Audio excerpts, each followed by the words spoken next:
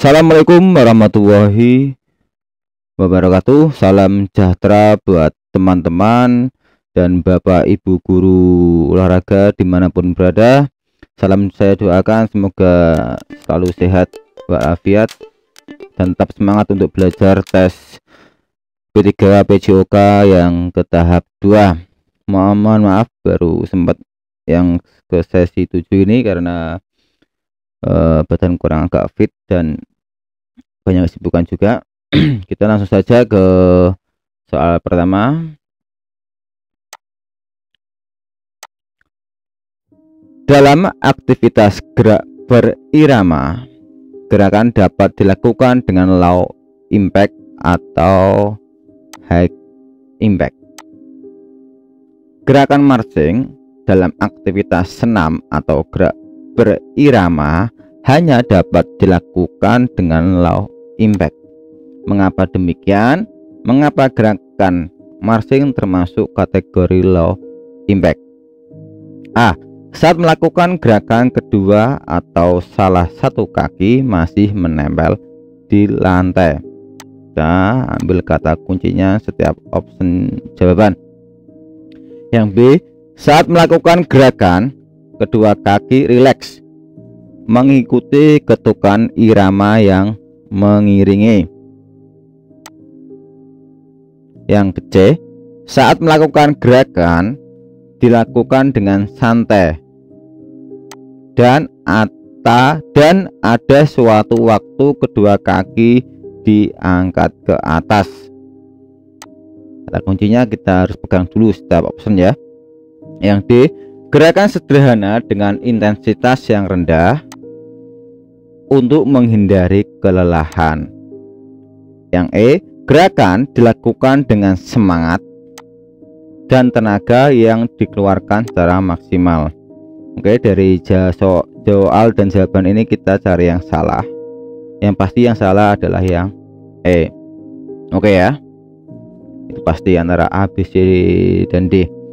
Untuk soal ini sebenarnya soal yang mudah, cuman kalau kita tidak, Bapak Ibu guru semuanya tidak jeli, nanti pasti akan memilih jawaban yang kurang tepat. Untuk jawaban low impact dan high impact, kita kembalikan dulu ke dasarnya dulu. Apa itu low impact dan high impact? Ya, kalau melihat opsinya pasti akan memilih jawaban yang D pastinya, karena dia intensitasnya rendah, ataupun yang B seperti itu ya, karena ini juga jawaban jebakan di sini. Makanya saya tadi awal kita harus kembalikan low impact atau high impact dulu pengertiannya atau dasarnya itu dulu. Kalau low impact dia adalah suatu gerakan senam aerobik yang satu atau dua kaki masih menempel di lantai itu.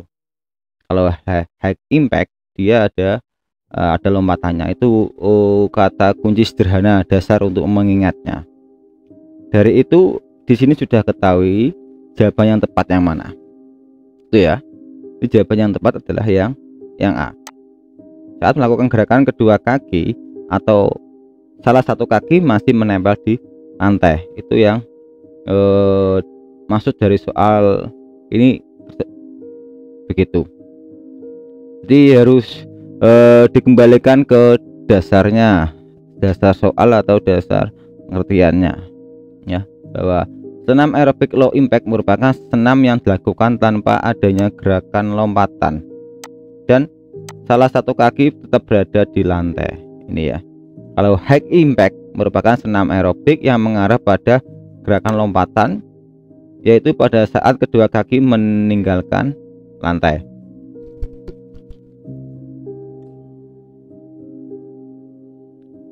Oke, dari sini saya kira sudah cukup paham.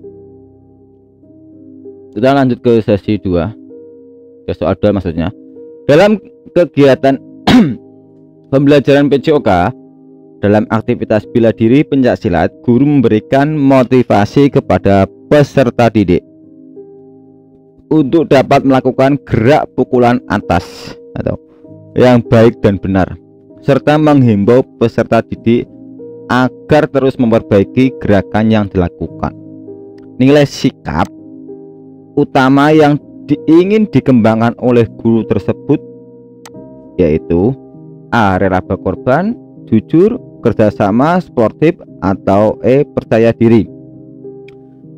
Untuk menganalisis soal ini kita lihat kata kunci atau apa yang ditanyakan soal ini ya. Menghimbau serta menghimbau peserta didik agar terus memperbaiki gerakan yang dilakukan. Nah, satu lagi ini yang paling penting adalah ini, memberikan motivasi. Nah, temu ya, memberikan motivasi kepada peserta didik. Ini kata kunci soalnya. Berarti sikap yang utama adalah dia adalah percaya diri kalau motivasi, seperti itu ya. Temukan dulu setiap kata kunci soal yang ada. Saya yakin tidak ada masalah. Ini memang soalnya itu yang paling males itu soal yang panjang-panjang kayak gini ya. Padahal ini sederhana soalnya. Sama yuk. Guru membagi peserta didik secara berpasangan dan memberikan kartu tugas. Masing-masing pasangan mempelajari tugas gerak yang harus dilakukan sesuai dengan kartu tugas yang diberikan. Secara bergantian, peserta didik melakukan tugas geraknya dan saling memberikan koreksi apabila ada yang melakukan tidak sesuai dengan kartu tugas. Ini kalau kita baca panjang pasti akan membingungkan. Sikap apa yang diharapkan muncul dalam kegiatan tersebut? Apakah A. Kerjasama, disiplin, tanggung jawab, kerja keras, dan sportif? Kita cari kata kunci soal ya. Secara bergantian. Nah, ini melakukan tugas geraknya dan saling memberikan koreksi ya, karena Bapak Ibu guru, gurunya ini membagi tugas secara berpasangan dan siswanya melakukan tugas geraknya dan saling mengoreksi, ya, saling memberikan koreksi. Ini ya kata kuncinya yang utama. Dari sini udah ketemu sikap yang utama ya. Utama adalah tanggung jawab. Nanti jangan terus karena berpasangan terus kerjasama, begitu bukan. Karena kita lihat ini secara bergantian peserta didik melakukan tugas geraknya dan saling memberikan koreksi, berarti lebih ke tanggung jawab ya, itu ya. Hanya kita harus jeli dan teliti dalam menganalisis soal yang ada, seperti itu. Kita lanjut ke nomor 4. Salah satu gerakan kaki dalam aktivitas gerak berirama adalah lans ya. Kesalahan apa yang sering dilakukan pada gerakan lans dalam senam irama? Kesalahan yang sering terjadi: A. Memindahkan kaki ke depan, samping, dan belakang. B. Menggunakan ujung kaki dalam sentuhan pertama kali ke lantai. C. Menggunakan bola kaki. Kita garis bawahi aja yang setiap kata opsi kunci jawabannya. Menggunakan bola kaki dalam sentuhan pertama ke lantai. D. Melakukan gerakan lans dengan high impact. Melakukan gerakan lans dengan low impact ya. Kalau dari D dan E pasti salah, karena kesalahan yang sering terjadi atau dilakukan dalam gerakan lans ya. Ini anggap aja ini kakinya. Nah, ini saya nggak benar menggambar ya. Ada antara bola kaki dulu atau ujung kaki yang sering digunakan ya. Yang sering kesalahan yang sering terjadi itu, coba Bapak Ibu guru semuanya lakukan gerakan lans secara berulang kali. Apa yang sering Bapak Ibu lakukan? Pasti adalah menggunakan ujung kaki dalam sentuhan pertama kali. Jaraknya langsung dari ujung sampai ketumit jarang. Itu yang sering terjadi ya. Kita coba lihat analisisnya ini ya, seperti ini. Kalau dengan gerakan yang lakukan tergesa-gesa, pasti ini lebih ke ujung kaki. Itu yang sering terjadi ya. Ini di pengertiannya sudah kita mengerti bahwa lanas adalah memindahkan kaki ke depan, ke belakang, atau ke samping dengan memindahkan sebagian berat badan.